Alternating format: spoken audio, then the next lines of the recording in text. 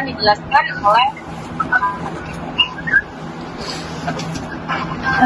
baik, religion and identity. Agama merupakan sumber identitas manusia yang paling tua. Identitas keagamaan berpengaruh besar terhadap cara seseorang memandang dirinya, berinteraksi dengan kelompok lain, menafsirkan nilai, moral, dan etika, serta membangun pola komunikasi lintas budaya. Dalam komunikasi antar budaya juga, agama dapat menjadi jembatan melalui nilai universal seperti kejujuran, kasih sayang, dan kedamaian. Bisa menjadi penghalang, yaitu ketika perbedaan penafsiran, stereotip, atau identitas agama melebur dengan identitas politik nasional. Kemudian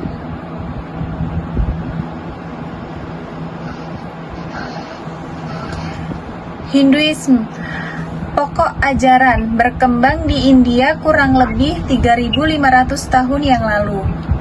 Tuhan satu, tetapi hadir dalam banyak nama, simbol, dan manifestasi.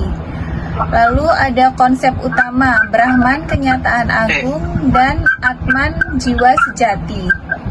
Tujuan hidup, moksa, pembebasan dari siklus kelahiran kembali. Hukum karma, kehidupan sekarang ditentukan oleh kehidupan sebelumnya. Yoga sebagai praktik penyatuan diri dengan Tuhan melalui meditasi dan keheningan.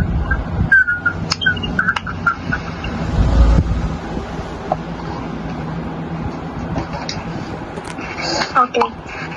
Selanjutnya yaitu Buddhisme. Sejarah singkatnya yaitu didirikan oleh Siddhartha Gautama pada 6 Masehi. Menekankan bahwa manusia mengendalikan nasibnya sendiri, kemudian tidak memandang Buddha sebagai Tuhan, tetapi yang tercerahkan. Ajaran utamanya yaitu 4 kebenaran mulia, yaitu inti penderitaan dan cara mengakhirinya. Kemudian jalan mulia berunsur 8, yang isinya cara mencapai pencerahan,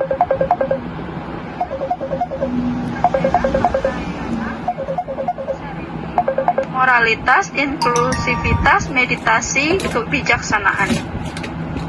Identitas dan komunikasi mengutamakan komunikasi intuitif, keheningan sebagai ekspresi empati, kemudian menghindari agresivitas atau jalan tengah.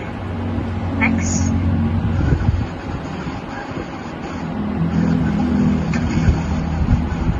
Kemudian ada Shinto dan Buddhisme di Jepang. Shinto yaitu jalan para dewa, fokus pada leluhur dan kemurnian jiwa. Pernah menjadi agama negara Jepang yaitu State Shinto hingga tahun 1945. Mayoritas masyarakat Jepang mempraktikkan Shinto bersamaan dengan Buddhisme. Agamanya lebih sebagai tradisi sosial daripada keyakinan doktrinal. Selanjutnya yaitu ada Christianity. Christianity yaitu sejarah perkembangannya berasal dari negeri Palestina yang tumbuh besar bersama tradisi Yahudi.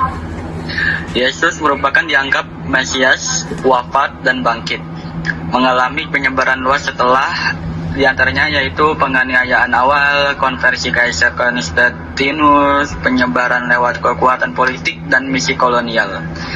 Selanjutnya yaitu ada perpecahan besar, diantaranya terjadi pada tahun 1054, yaitu gereja barat yang dikuasai oleh Katolik Roma dan gereja timur atau yang kita disebut Ortodoks. Selanjutnya pada tahun 1517 terjadi reformasi Protestan oleh Martin Luther dan kini terdapat ribuan denominasi. Selanjutnya ada identitas dan komunikasi Christianity yaitu menekankan rasionalitas, penyebaran pesan atau yang disebut evangelis dan praksi sosial. Selanjutnya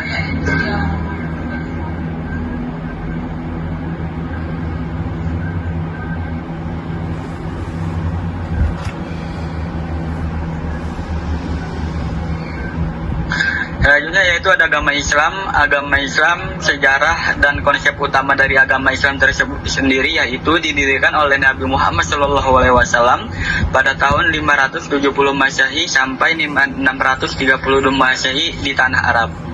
Selanjutnya yaitu Al-Quran. Al-Quran diyakini sebagai umat Islam, yaitu wahyu Allah, mencakup sistem spiritual, hukum, dan sosial.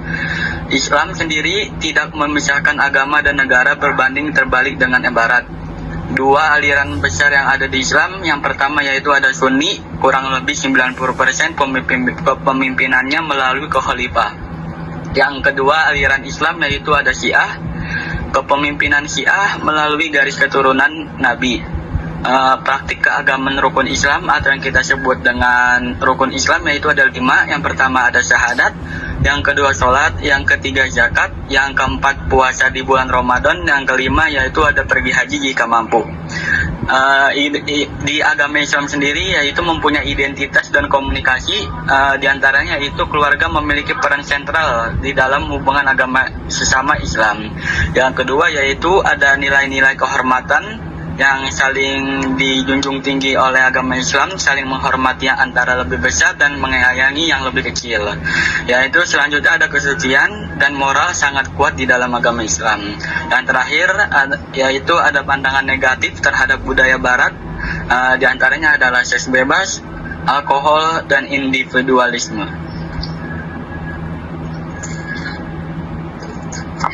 Baik, selanjutnya kita akan melihat ada yang namanya hambatan komunikasi atau communication barriers. Dari beberapa agama dan ciri-ciri yang sudah terlihat bahwa kalau kita tidak memiliki komunikasi yang baik antara umat beragama, pasti akan tercipta yang namanya hambatan komunikasi. Salah satunya adalah stereotip. Stereotip adalah hambatan terbesar dan itu merupakan suatu pandangan sebagian orang Barat terhadap negara Muslim atau terhadap orang Muslim.